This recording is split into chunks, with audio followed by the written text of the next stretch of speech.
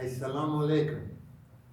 أشهد أن لا إله إلا الله وأشهد أن محمدا رسول الله.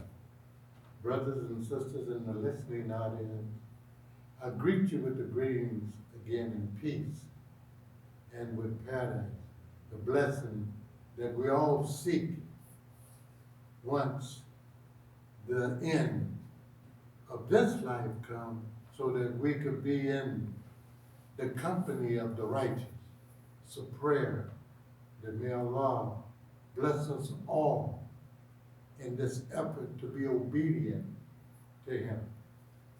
And in so doing, we thank Allah for all His prophets. When you hear the Muslims mention Prophet Muhammad, they always would admit a salutation of peace and paradise be upon him. When we say, Sallallahu wa salam. And today for our Jummah, the gathering that is pronounced in our book called Quran, where we leave off the common practices and duties and responsibilities that we have to give recognition to the one who created all of these opportunities for us in the pathway of obedience and doing good for all humanity. It's because only Allah knew what we would go through. And if those of us who profess that we believe in the one God, just think about it. No matter what we see ourselves doing today, actually, if it wasn't for Allah's mercy, we wouldn't even have the inkling to continue, because we wouldn't know. But because of Allah's mercy, He sent revelation before this time and in this time, so that we would always have guidance. Guidance to the point where it would help us to survive. Guidance to the point where we will learn properly how to treat one another. Where money, our wealth, our position, our status, our so-called status in our life wouldn't interfere with the nature in which Allah made humanity. Because we only see each other in the physical at times until we get to know each other, get to know the behavioral aspect of each other, the kindness, and those other things that might not be so kind. But it's in the Quran, the book, that which is to be recited in our character, that helps us to understand how we can live with each other in peace and help establish that peace. So I would like to very briefly, for the first portion of the khutbah, just for us to reflect on the power and the glory of Allah, putting before us a pathway to obedience.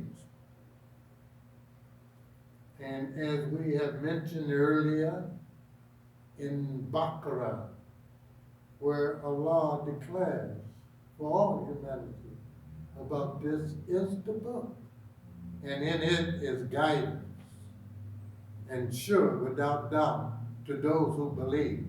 So no matter what nationality we come from, or what state of governance that we think we're in, if we read it and pray for understanding, then we wouldn't have the type of chaos that currently exists throughout the world. And you know, your culture, your lifestyle determines the type of world that you're living in. Because even when the TV give an image of Muslim or the Islamic society, Some they label as terrorists, and the others they are trying to understand.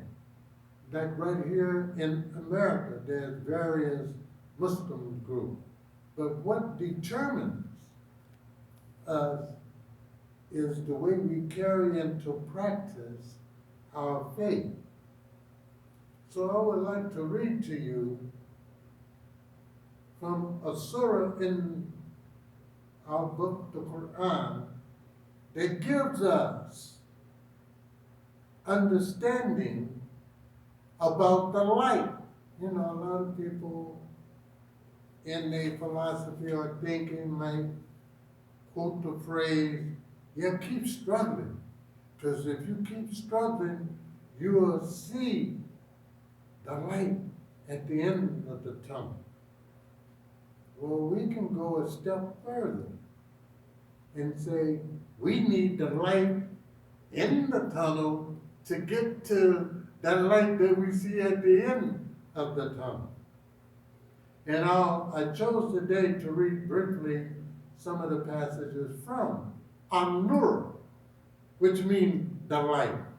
It is greater to us than just the physical light that helps us, but it's a beautiful, powerful parable in light in itself.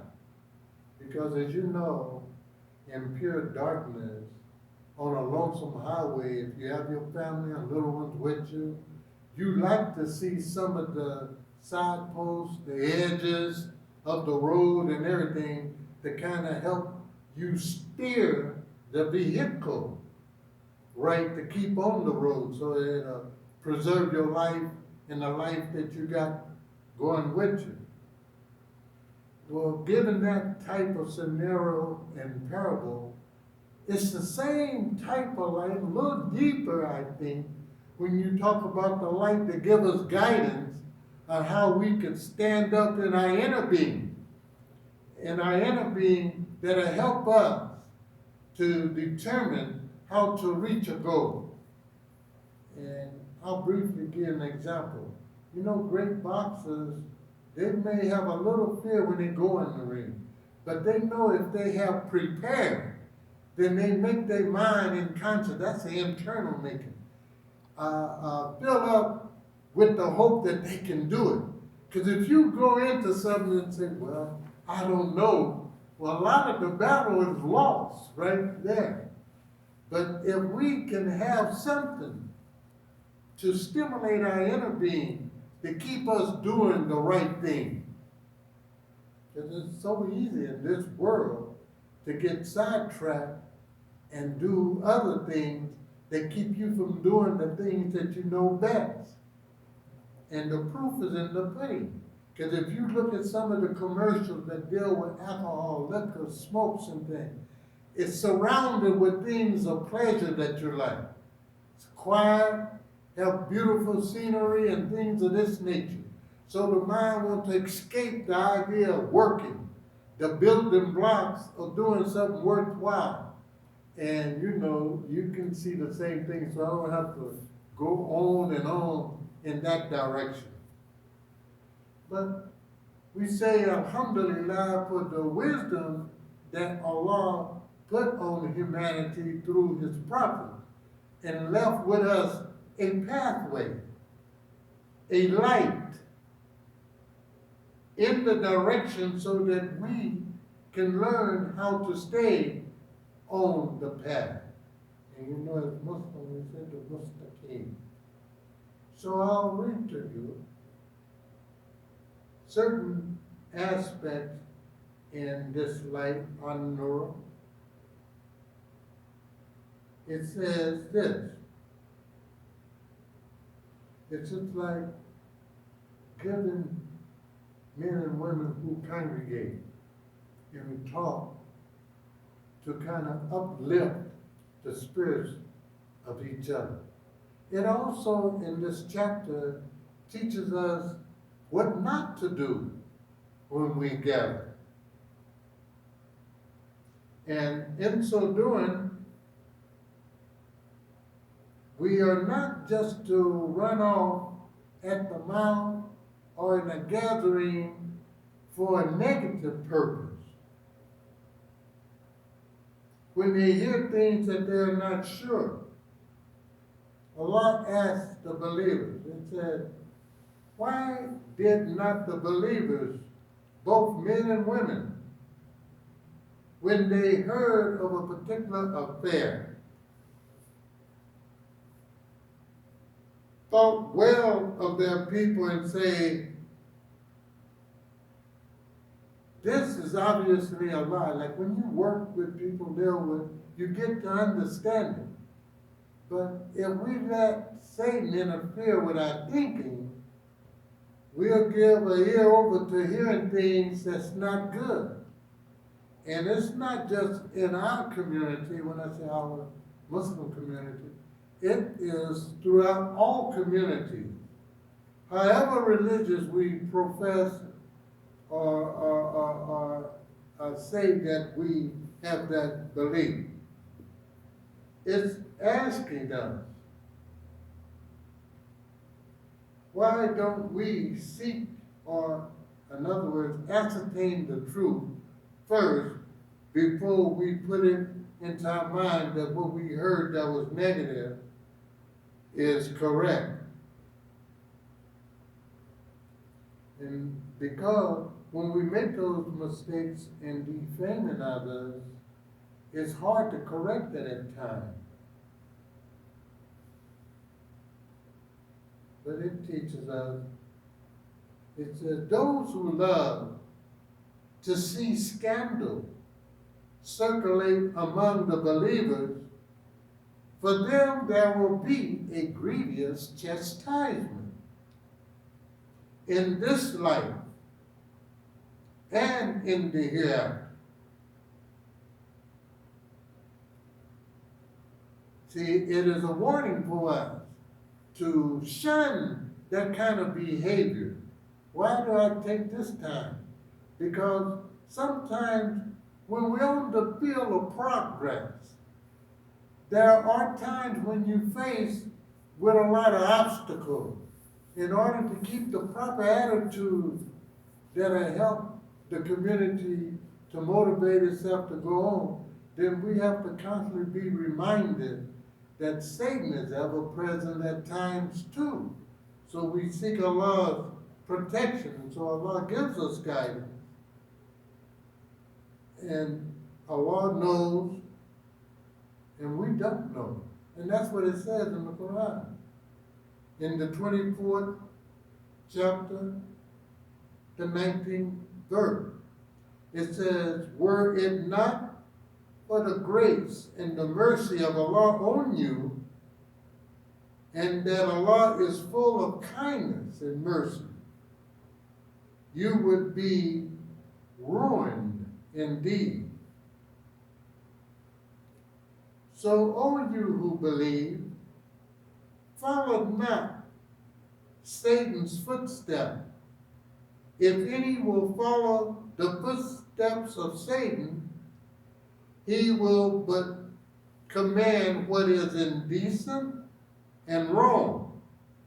And were it not for the grace and the mercy of Allah on you, not one of you would ever have been pure.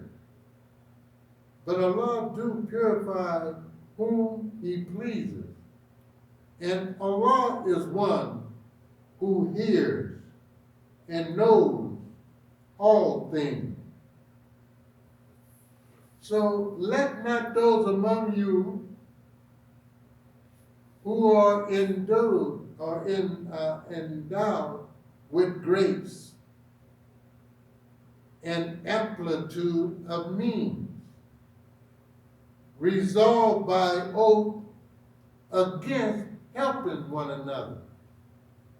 I know sometimes when we read the translation in English, and sometimes it seems like it's old English.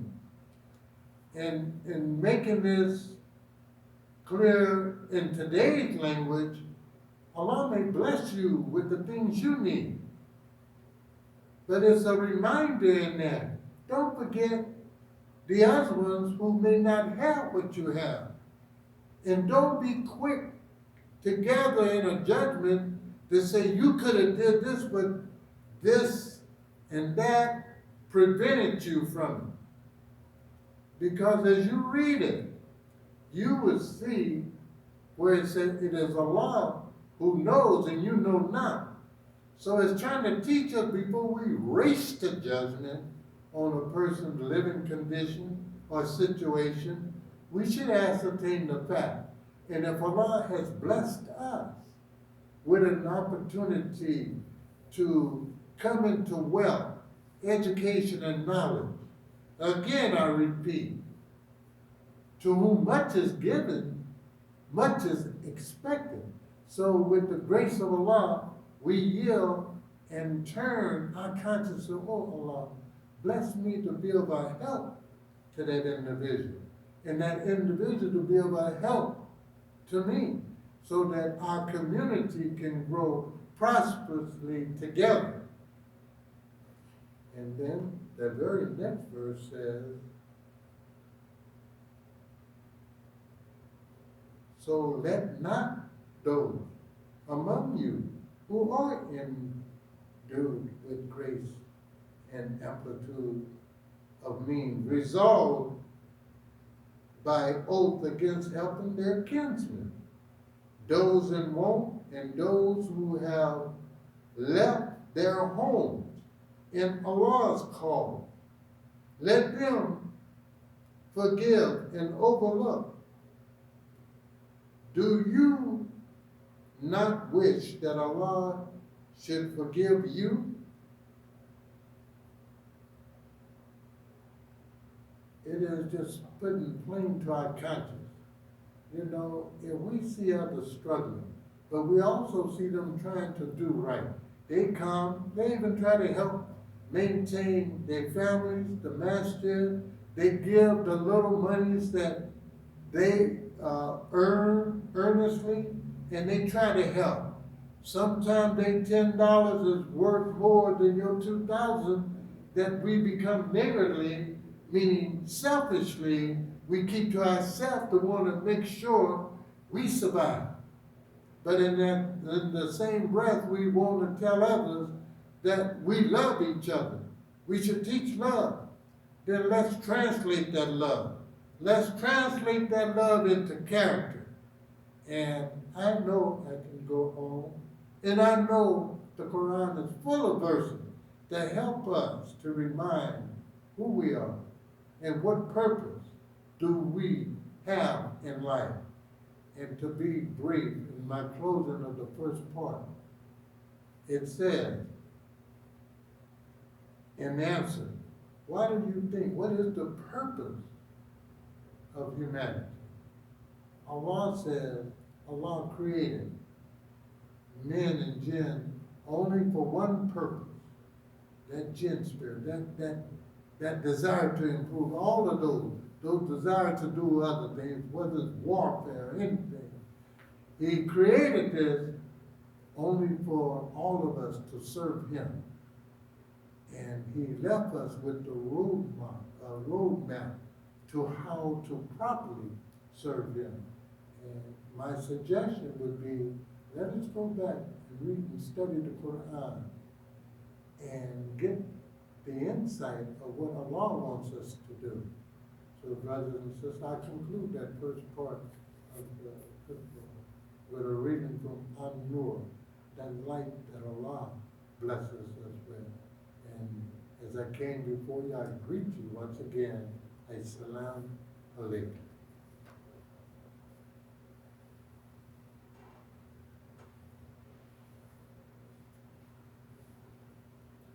As-salamu alaykum. And in concluding, the second portion of the khutbah is usually addressing community affairs. And one particular comment I want you to know is that all of us want to know, when will this masjid reopen? I know it's this COVID-19. Now that the stat of positivity rate is down close to 5%.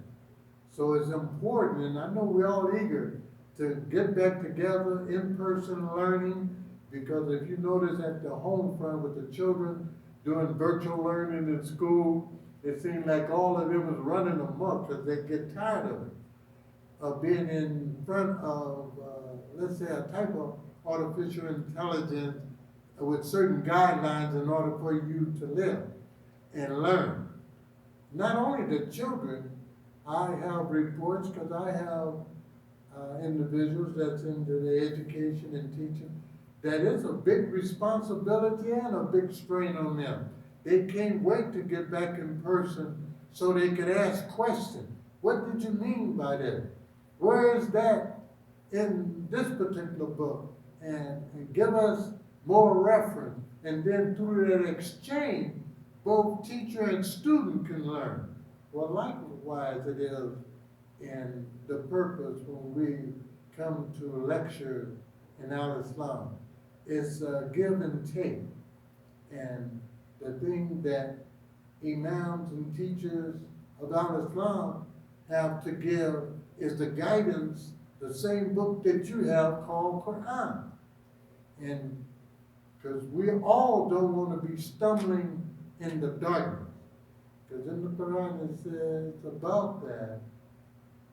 If we are in the dark, there can't be any guidance there.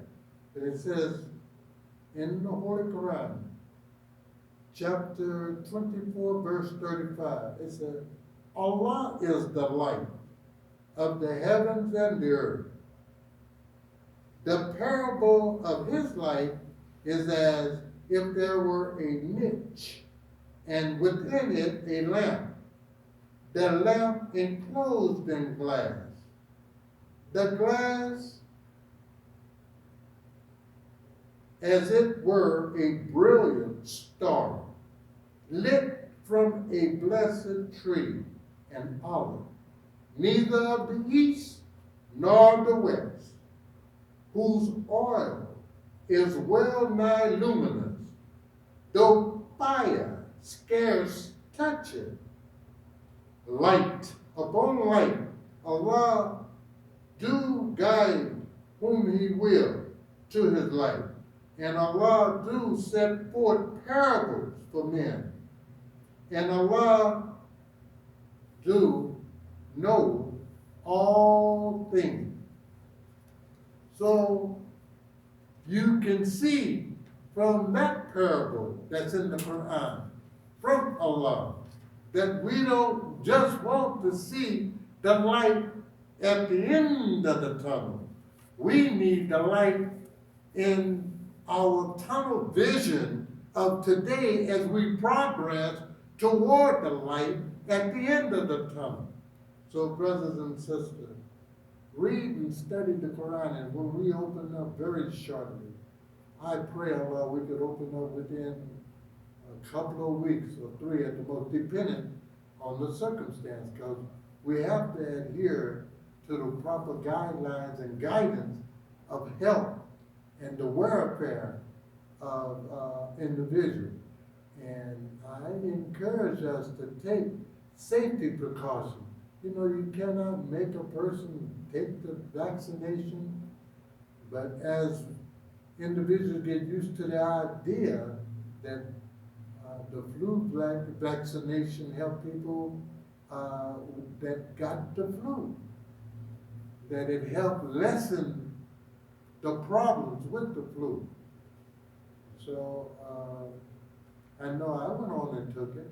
I just tell you that. I can't tell you what to do, but because of my past experience, I do know that it's probably wiser for me to go ahead. And I pray Allah that he guide us in making the right decision. Because one of our leaders, I heard him, and he gave advice to a family member, and I never forgot it. He told him, said, sister, you pray to Allah that Allah guide the doctor. Let's expend it and guide the scientists in doing what's right. Because then when we do it, our attitude will be more in accord with what the Quran, as it questions our ability to question scientific knowledge. It says, in which other favors of your Lord can you deny? So with that, just reflect and read in the Quran. And then when we do come back together and open up, I know there'll be a lot of questions to be answered. Well, I say, Alhamdulillah, because this book of guidance gives us the answer. As-salamu alaykum.